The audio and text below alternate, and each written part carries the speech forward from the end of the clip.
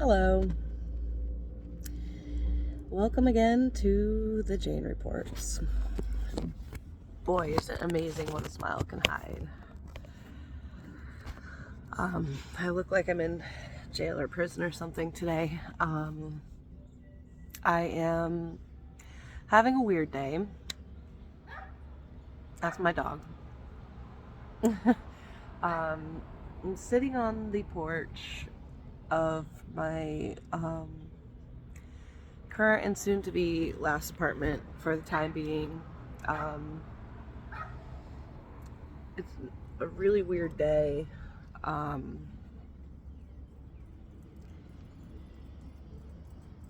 It's been a fucking weird process.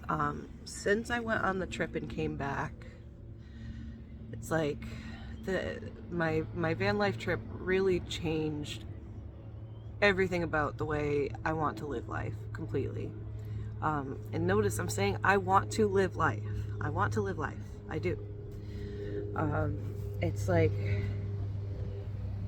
as I'm going through all my stuff and trying to like let go of it all, right? All I hear in my head is like 5th grade health class where it's like, notice signs of suicide in your people. Like if they're giving everything away, that could be a sign. And it's like, it's crazy how many of these voices I've carried for so long, right? So many of these like societal voices, whether they're my parents or my job, like schooling. Like I feel like, like schooling is like more indoctrination than it is education, but that's for another vlog. Today's report is about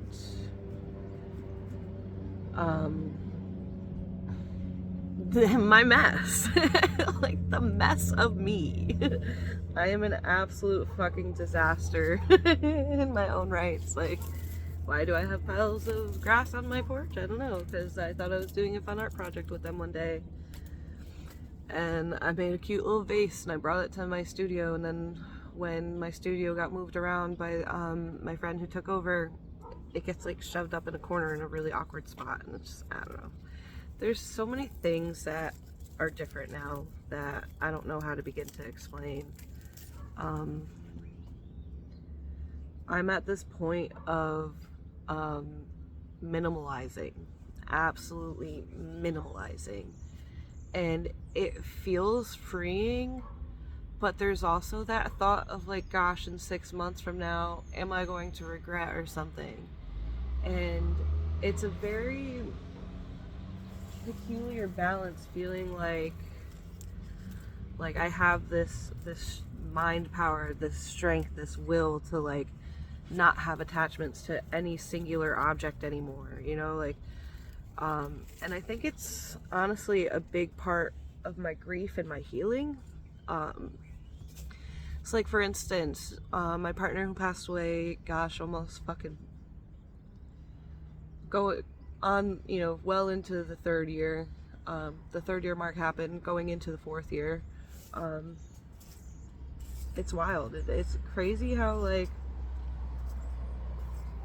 grief just completely restructures the landscape of a person's brain. I only have 20 minutes worth of recording on this device right now, so this is just gonna be a rambling update, like they all are. But yeah, so like for years, I've moved apartments with a small portion of my clothes that like I refuse to let go of, that belonged to Brandon. And it's like I'm looking in my closet and I want to like I've downsized my closet already. I've downsized my book collection. I've downsized a whole lot of things, and like a whole lot of things I've packed up that meant something to me. It's almost like as if I packed them up and never see them again, it wouldn't be a problem. I have this like idea that giving things to Goodwill is better than putting them in the landfill, so like I'm trying to do that as much as I can. But it's also just like at this point, like I don't know why I think of the landfill, right? Like, you know, even on Vanlife, you know, one of the things about Vanlife is like, well, what do you do when you have to poop? Well, if you can't find a public restroom and you don't have a self-contained bathroom, a lot of people shit in plastic bags. And like one of my things is like, well, I think that's just the most, you know, disturbing thing on the planet, that people just are putting human waste into the landfill. And then I was reminded of babies and diapers, and it's just like all these things that like rack the brain but really fucking don't matter whatsoever. So like I'm trying to fucking not worry so much about some of those minute details and just kind of like focus on what is important to me, what is necessary, what do I need, what do I want to keep, like what are the, you know, handful of items that I truly think are special. So like for instance, you know, out of the piles of jewelry I have, like the one item that I truly want to keep is this ring of peridot crystals. Peridot is my birthstone, and my dad got it for me, and it was a little pricey, and it's so pretty, and it just, when I put it on, I feel me. I feel sparkly. I feel me. Um, but conversely, you know, like old jewelry that friends wanted me to help them remake, or you know, things that I've never worn because they broke, and just like I'm like, oh well, the beads are still good or something.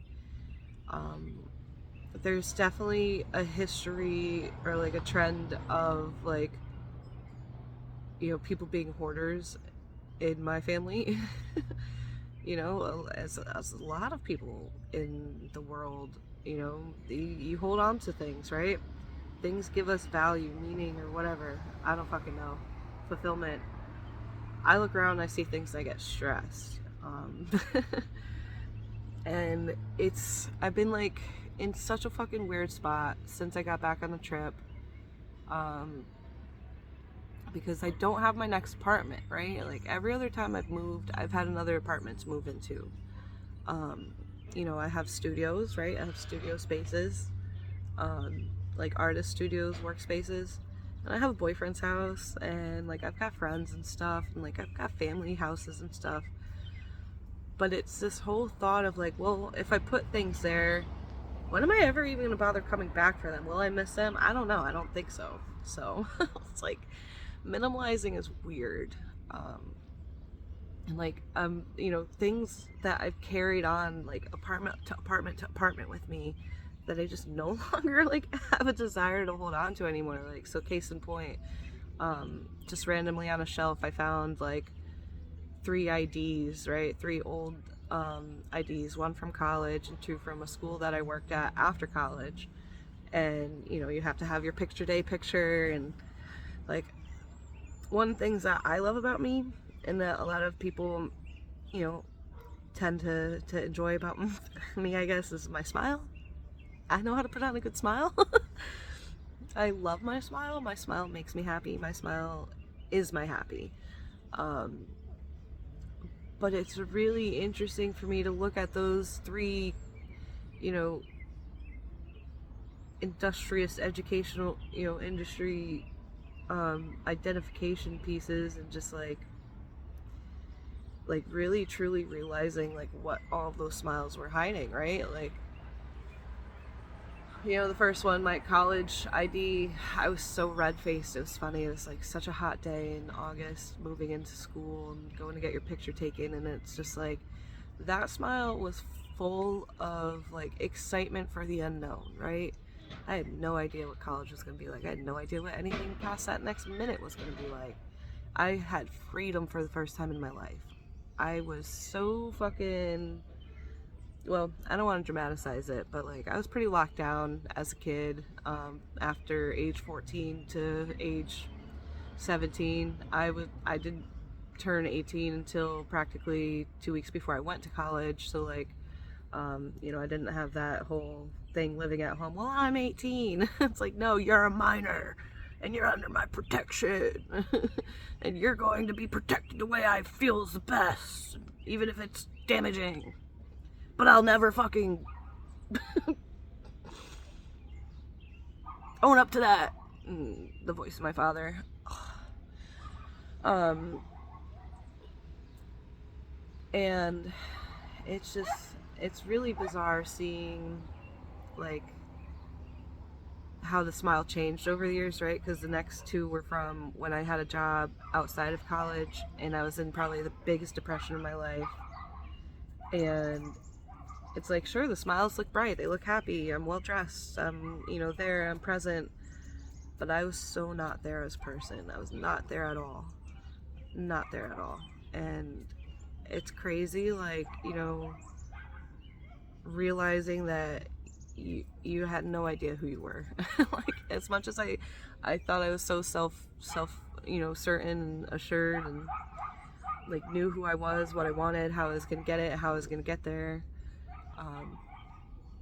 And then just like finding yourself, close to 10 years later in this totally different spot, but now finally reaching the point in life that I'm living a life that I want to be living. It took me several mental fucking breaks to get here, and that's one thing that I'd like to touch on this report is the status of like my mental state and conditions, and B, like, what that means for the future of me, right? So I've been a Yale employee my whole life, it feels like. My father's been a Yale employee my whole life, so that gave me Yale healthcare my whole life. Best healthcare in America. I wouldn't know otherwise because I've never had otherwise. Literally, when you turn 26, you have to go onto your own insurance, and all of my brothers managed to figure out a way to do that, through their jobs or through the state or whatever, what have you, or not at all at times. Me, I got a job at Yale. Yeah, I put that hat on and I said, this is the goal that my parents have always wanted me to reach. This was what I've always wanted to do, but it wasn't. It isn't. And I was at a terrible place in my life. Well, I wouldn't say terrible.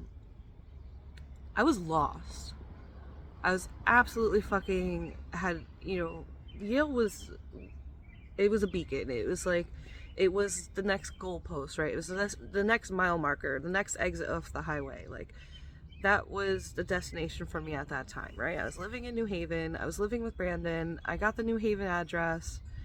I'd been fired from my past 3 jobs because working has always been a struggle for me. It's crazy to think, like, so like after I graduated college, I hit a really, really, really, really major depression.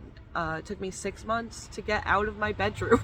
Like, literally, I'm like, oh, well, the finance man's gonna come knocking and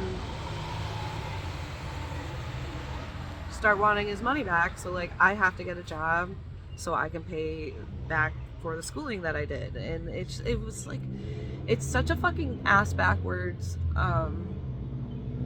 process for fucking developing, I was kind of a cool car, a little Subaru, for like developing young adults to go through. It's like, here, sign away your future credit lines for the rest of your life and sign yourself up for, Jesus Christ, that's a loud car.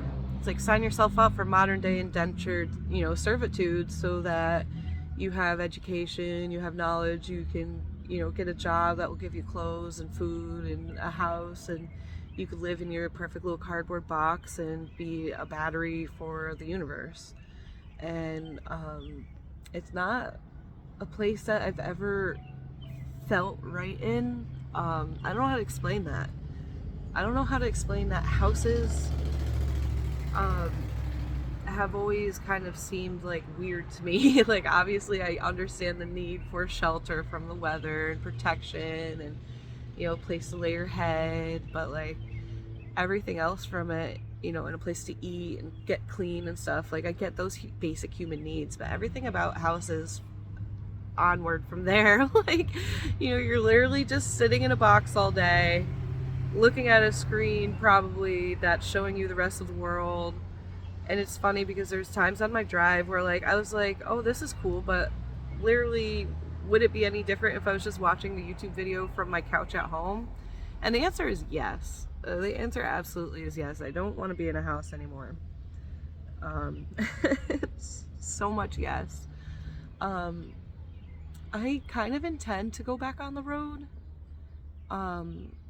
We're definitely talking about Florida again. I have like a couple of ideas of what I might want to do to my Kia to make it a little bit more livable for van life. But in regards to like that mental health piece that I kind of like talked about and then drove away from,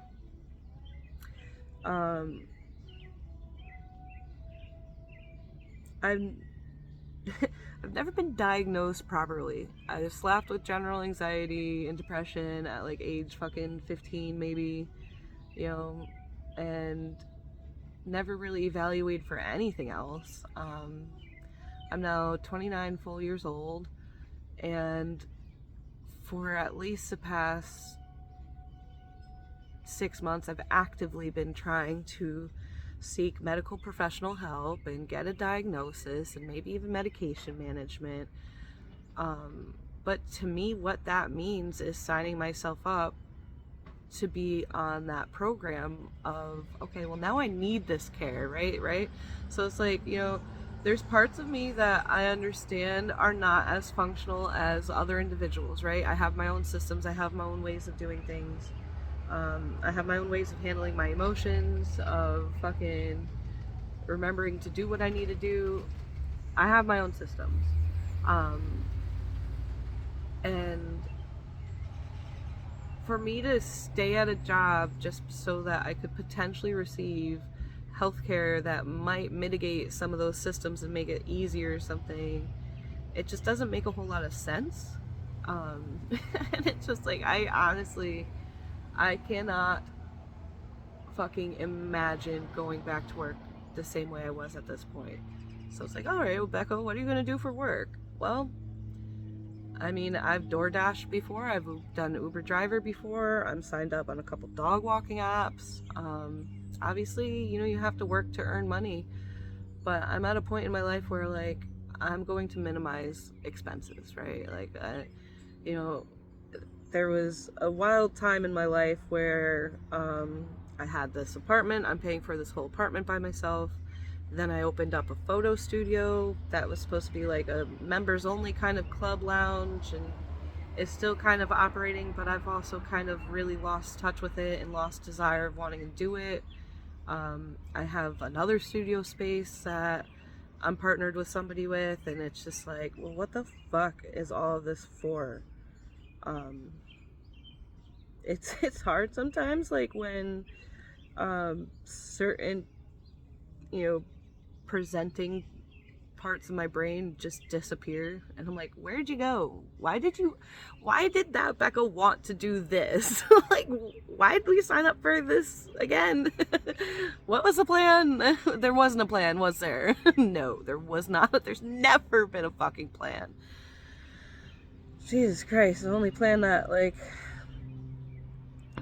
yeah, anyways, there's always been a plan, but it's one that I never want to do. So I'm sure a lot of people can relate to that. But it's like, all right, well, now that, you know, we're convinced that we don't want to do that plan, we're convinced that we don't want to do XYZ plan that we've set up for ourselves and have been doing. So I guess I'm in this stage of like coming up with a new plan. What's that going to be? And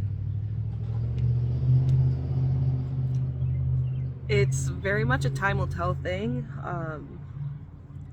But yeah, it's just a weird day with the apartment. I want to end on this note, a little quick story. So coming back to Connecticut, on the road I was sober, you know, some forced sobriety, which was really fucking nice and helpful. I loved it. One thing I know I don't want to go back to doing is cocaine. Like, I'm just so not interested in it. It's destroyed my nose, it's destroyed my brain, it's destroyed me as a person. And that's coming from somebody who didn't even buy it most of the time, right? It's just like, you know, friends always had it, so it was just dumped out and offered to you. It's just like, it's always around. It's everywhere in Connecticut. And like even one of my friends I was, hanging out with for the first time in a while the other day, who's just, goes to a dive bar here or there by herself to have a drink or two, like she was telling me, she's like, I didn't realize. I'm like, what, the amount of grown adults like fully function like that just do cocaine? Yeah, no, it's wild. You wouldn't expect that your neighbor next door probably is sitting downstairs in the basement miserable doing cocaine at night until 3 a.m. and not sleeping with their husband or something. And then 9 months later or a year later ends up leaving that husband. It's just like life is crazy and you never really understand what other people's life is like for a while. I have had some really interesting ketamine experiences, and last night's, the best way I could describe it was, it felt as if the universe was holding me in the most gentle way I've ever been held. Like kind of just, like a mother would, right? Like do, like, just that overwhelming comfort of, wow, I am safe here, I'm provided for, I'm comforted, that like I'm a human and I can exist and I'll be okay.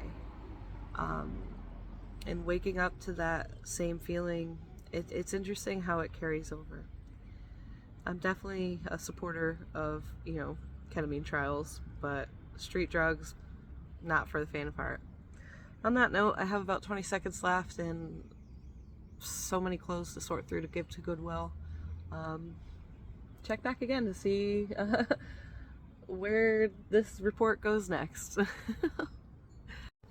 I hope I look back at these videos and I'm like, wow, okay, I recorded it for a reason, and like it's all coming together. It all came together eventually, and future Becca, 5, 10 weeks, months, years from now, I hope you look back at some of these and give yourself a little bit of compassion and grace for where you were at, how you got here, and some fucking kudos for where you're about to take yourself, because truly it could be anywhere.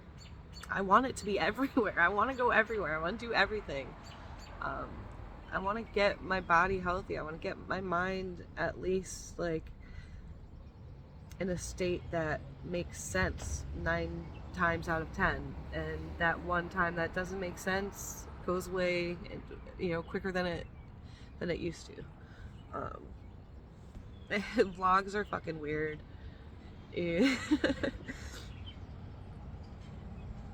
Anyways, yeah, onward and upwards. Thanks for listening to the Jane Reports. Hope you have a beautiful and blessed day.